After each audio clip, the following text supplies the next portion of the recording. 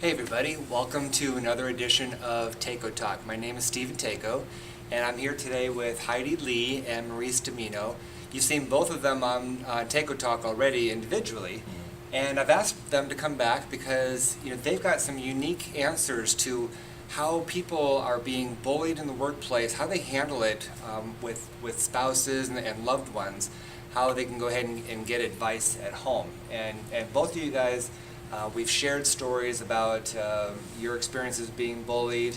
Heidi, you recently told me that you had some workplace bullying that went on, and so I was hoping that you guys could share with our audience a bit about what people can do instead of just suffering with the endless bullying that might be happening at the workplace.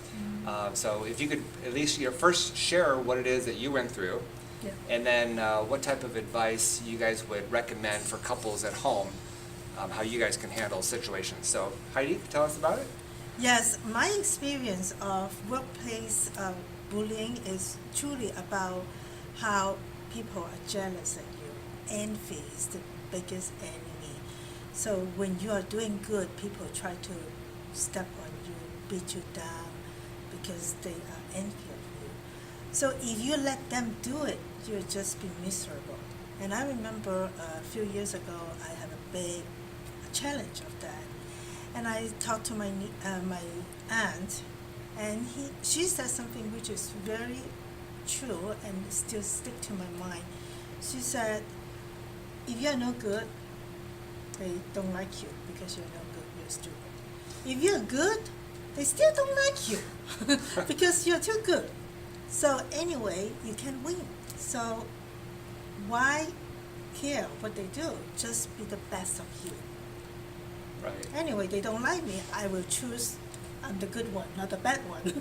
So it seems like people will be happier with you if you're just kind of mediocre.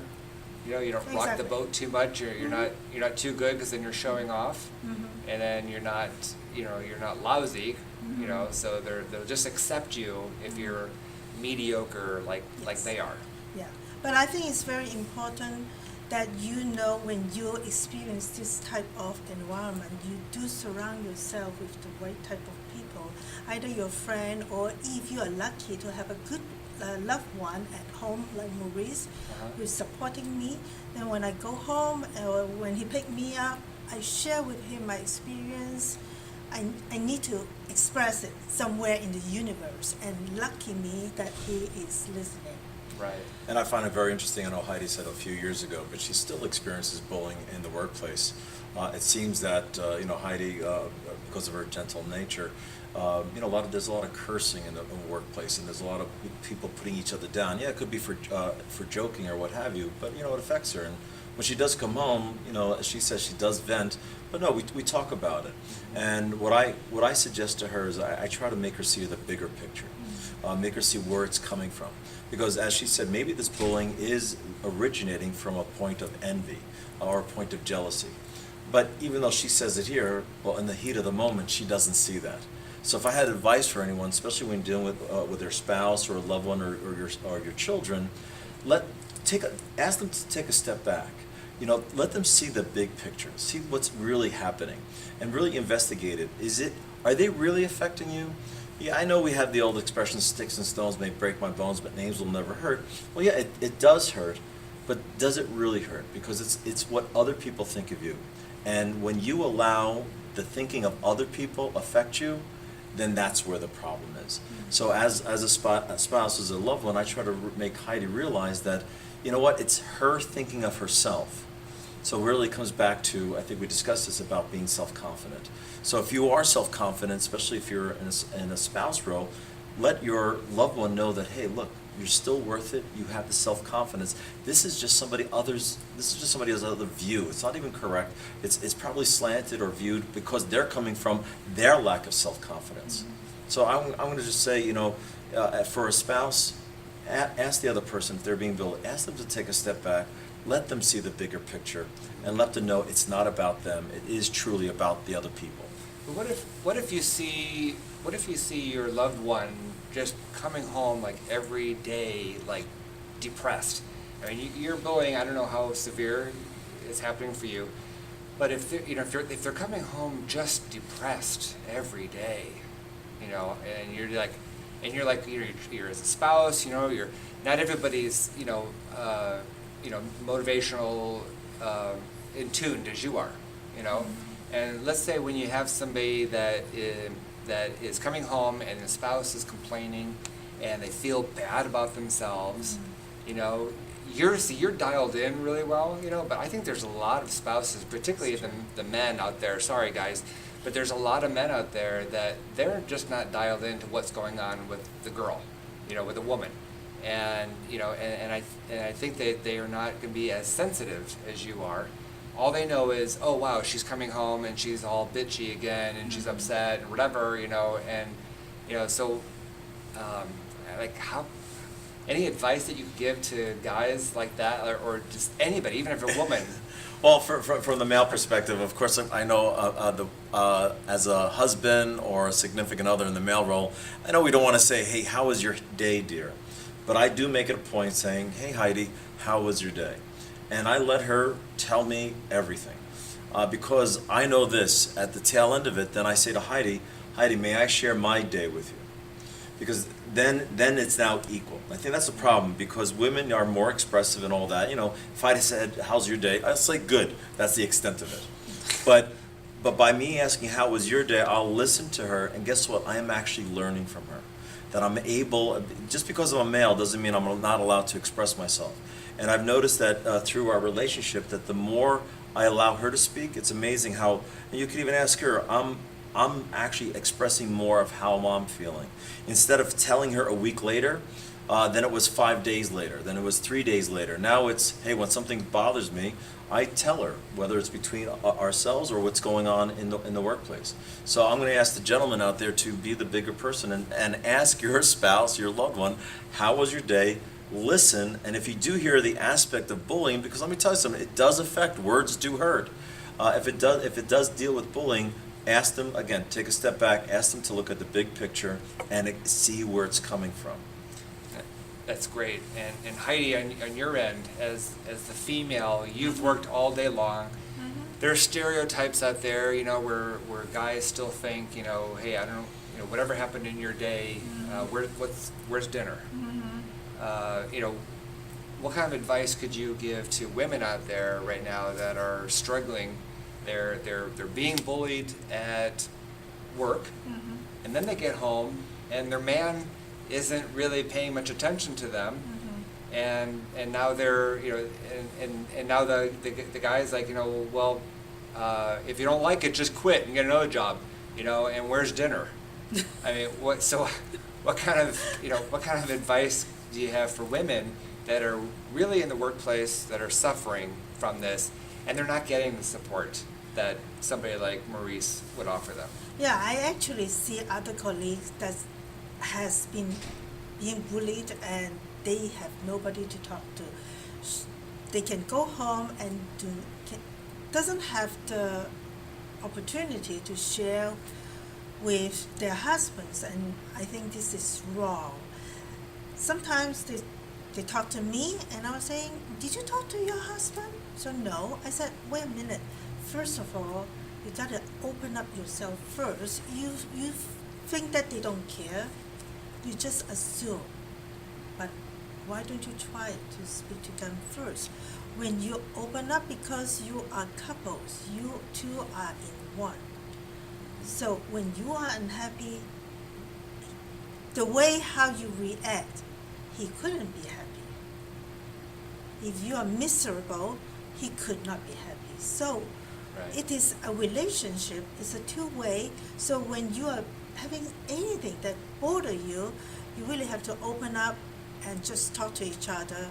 And maybe it's difficult in the beginning, but as a couple, knowing that you want to spend the rest of your life together, you really have to work it. A relationship is a long-term work. So I highly recommend a couple has to do that kind of work. Support each other, because when he is happy, I'm happy. When I'm happy, he is happy. So why not make yourself happy? Right. In order to make yourself happy, you have to make him happy. what are some of the communication tips that you guys use? In other words, every day it would get boring if you had the exact same ways of communicating. And maybe you're working super late, or you're working out of town, or you're not able to come home because you're working on something. What are ways that you guys can still be sensitive to each other's needs, even if you're both so extremely busy? Well, can I take a step back? Sure. I think the one thing that Heidi and I do, in particular, Heidi, she always says something like this to me. Maurice, can I ask you a question? And that's when I know. I put down the pen, I take off my glasses, I sit back on my chair, and I get rid of all the internal and external distractions, because I know what's coming up is something that she's been thinking about. So while you say it's the normal cues, why not set those normal cues? Do you have a moment? May I ask you a question? Hey, this happened. Can I get your opinion? Use those triggers for each other.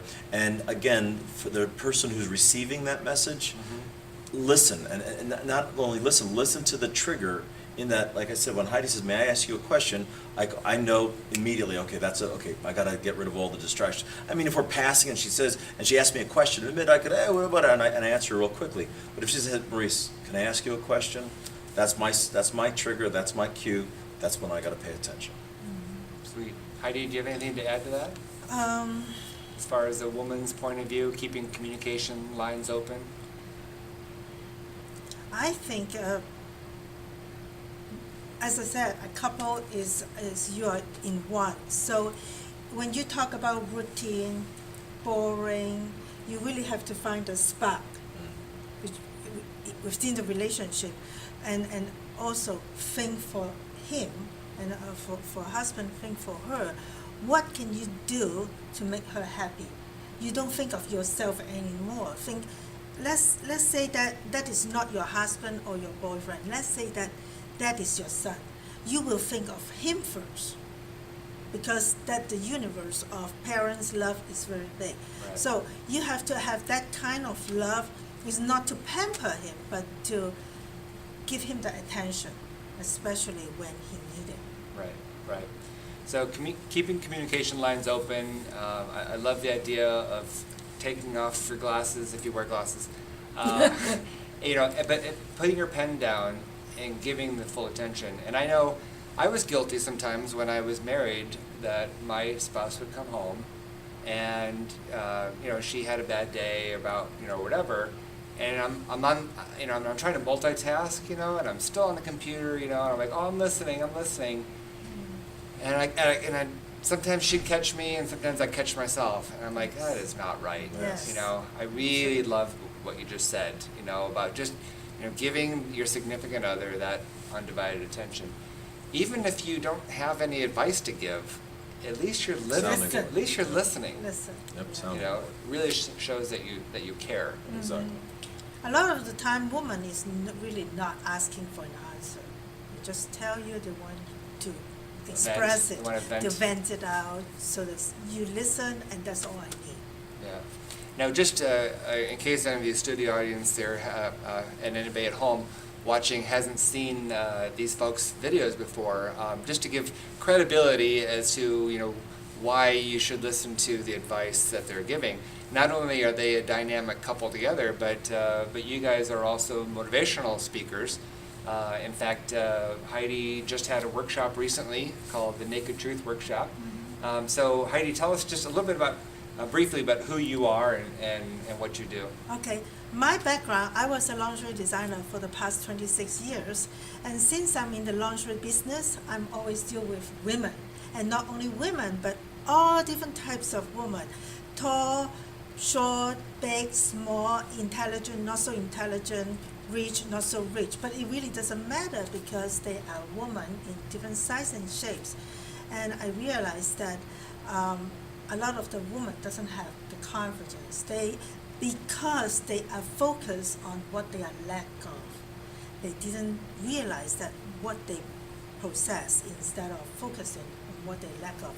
That's why I have this the Naked Truth Workshop, because I want to bring out the beauty in them by showing them what you have is unique, and embrace it, and don't let the media, the social media, what the other people think of you. Take root in you. Just be yourself and in love with yourself. Perfect. Good, good. And Maurice? I'm a presentation and messaging expert. What is a messaging expert? It's about your content. If you're not clear, concise, and have a call to action for your message, for your product or service, whether it's online or offline, you're not going to do well in the business sector, whether you're a business owner, an entrepreneur, a speaker, or an author. So how are you presenting yourself to the world, online and offline? So I help people with my $1 Million Template. I have my signature boot camps in Los Angeles and throughout the United States. Create your $1 Million Message, where I teach this 26-point template so that people get from you a profitable, passionate, and powerful message each and every time. So I you- do have to oh, add go on ahead. something. Sure.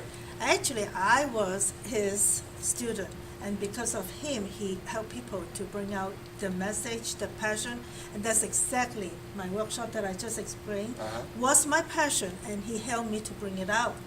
Awesome. And Yeah. I was really pleased about that. Well, since you guys are both in the motivational industry, Mm-hmm. you must have the perfect relationship. Yes and no. You know, we have our ups and downs. Yes. Maybe maybe our highs are a little bit higher because we're as you said, more tuned. Yes. We do have our low points. We do argue. We do have our differences. But you're human? We're human. Yeah, Exactly. pinch us, we bleed. That whole speech.